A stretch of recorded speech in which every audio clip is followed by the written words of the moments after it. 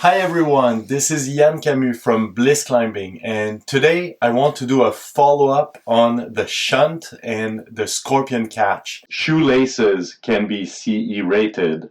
If you haven't seen my first video, please click right there.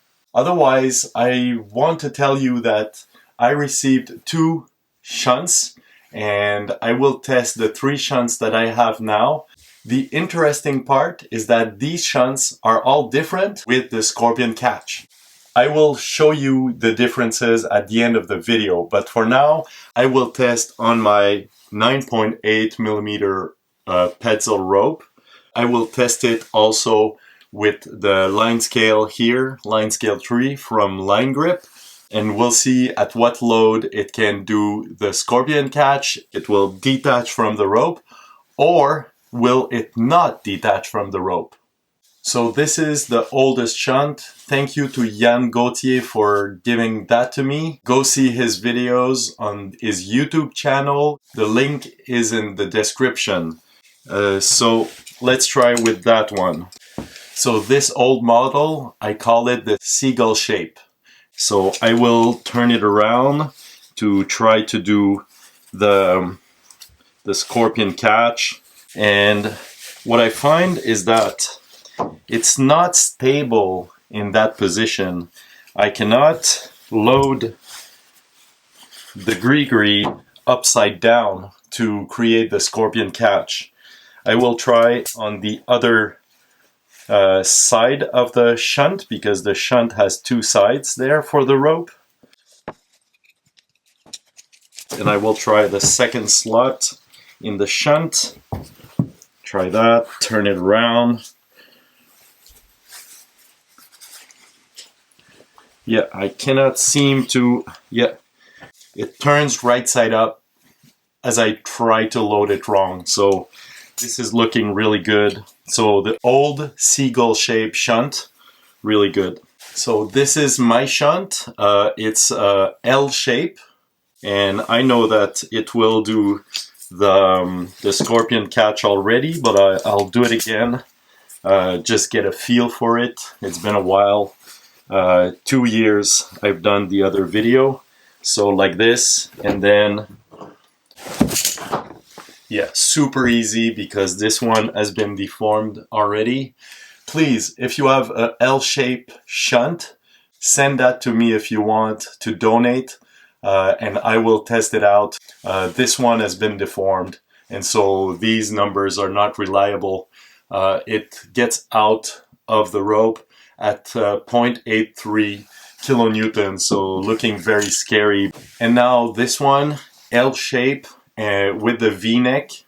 It's the most recent shunt. I believe that if someone buys a shunt nowadays, it will be like that. Thank you, Craig Fallhaber, for sending me the device. Craig is one of the 2 people that were bitten by the scorpion catch in 2021. If you want to go see his website with articles and stuff, I will put the link in the description. And you can encourage him, like he's still trying to get top shape for rock climbing. It's a very steep slope for him. Brand new, so inverted position. Now it's super stable, and I feel it will do the scorpion catch failure mode. So I just pull a little bit. Yeah, like this. So it took me 1.81 kilonewtons. And for a reference, if you do top rope solo, the forces can go up to 4.5-ish kilonewtons. But so 1.81, pretty much any fall will generate that much force. So very scary. And I will just test the brand new one again, because I want to know, like, once it's done one scorpion catch, will it release at lower load? And I pull.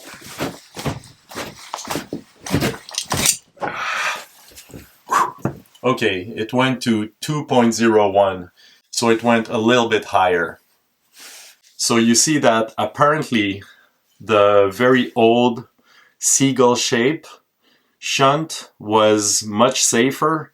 The L shape without the V-neck, I don't know, because this one is deformed. Please send me a shunt so I can test it. And the brand new shunt with the L shape and the V-neck, this one is really dangerous. If you know someone that still uses the shunt for top rope solo, then send him the link to the first video I made and this new one, and tell him to use something else. Another note, all devices can fail, so if you plan on falling any amounts on any system, have a backup and know what are the failure modes, because they all can fail.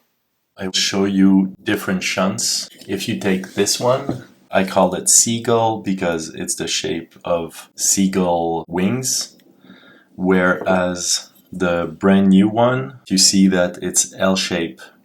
This in between one is an L shape one, and it's been bent by testing. The other thing that's different is the opening right there. Here you can see that the sides here, they are really parallel. If you open the device, the distance between the two sides, they are equal. This one has been deformed, so really hard to say, but from what I see, they are parallel also. But this one is different, and this is where it can be more dangerous, in my opinion, is when you open it, you see that the width is bigger up there at this height and smaller at the bottom there. When you try to do the scorpion catch, it already gets easily partway in there. It really wants to get through. With the oldest one that's seagull shaped and parallel,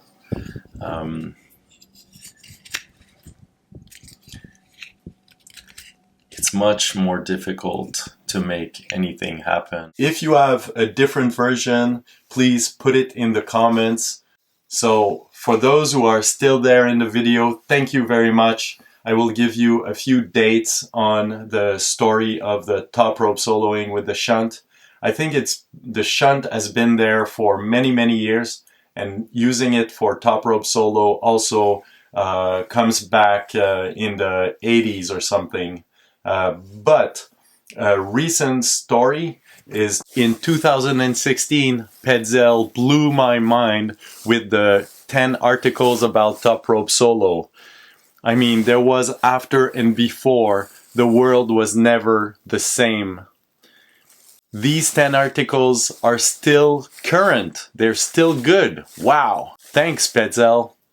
2018, there was both Andy Kirkpatrick writing an article on his website about how to use the shunt, that he uses the shunt for rope soloing.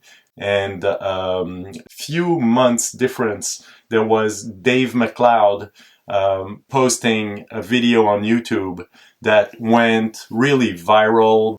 For top rope solo, it was the reference. It was a 20-minute video.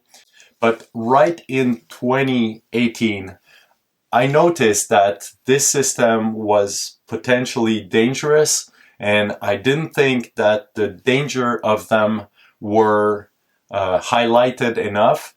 And I sent them both emails, and from what I remember, they were just pushing away my idea of pulling this information out of the public, and just saying that maybe it was what they were using and not saying it was safe. And I agree that they never said that there was no danger using those systems, but I just felt that it was wrong, knowing what we knew in 2018, pushing the people towards the shunt.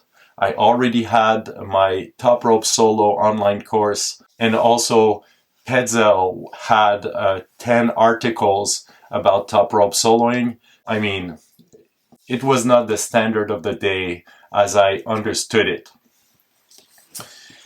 And then a couple of years went by, and luckily nothing happened that I knew about really. With the shunt, you mainly see some burned hands, and so people kind of survive their accidents, and it's rarely like very severe accidents.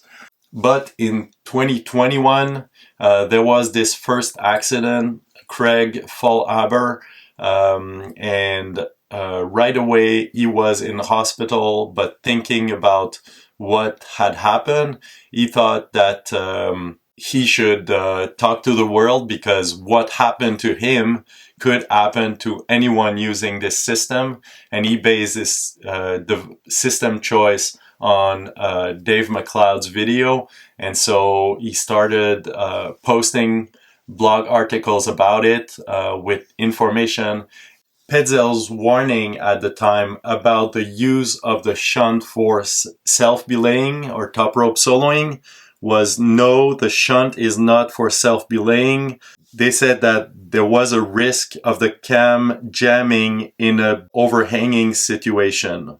But Craig, in his article, recommended to Petzl to say there's a risk of the device detaching from the rope in a fall, right? That's the real danger. In 2023, Andy Kirkpatrick wrote this book On the Line about top rope soloing, the manual. And about the shunt, he says, the days of the shunt seem to be pretty much over. And in the instruction manual of the shunt, nowadays, 2024, it says about the application and the use of the shunt. This equipment is PPE used for fall protection from height. Okay? They say this equipment is PPE used for fall protection from height. For sure, they say everywhere that it's just for a third hand for a rappel. So yes, it's a PPE that needs to be used only as a third hand. So the weight it will see will only be a few kilograms. And that's it, a few kilograms. It's a PPE, and it's to protect you from a fall. Yes, but the device is not appropriate to put on a rope and use as a PPE. I don't see anywhere in the Shunt's manual that it is forbidden or dangerous to self-belay with it. Can you find it in the manual? And if you look at the standards that apply to these shunts, I think pretty much all the versions, the old ones and the new one, they are CE rated. Shoelaces can be CE rated. But what this kind of equipment needs in order to be used as PPE is some kind of minimum breaking strength, for example, at least, or EN something for fall arrest, or for belaying a climber, or UIAA rating. But CE is not what you need for saving your life in rock climbing. So I hope you like this video. Please click the like button, subscribe to my channel, and go see my website, blissclimbing.com, where you can find online courses about top rope solo and lead rope solo. Thank you very much.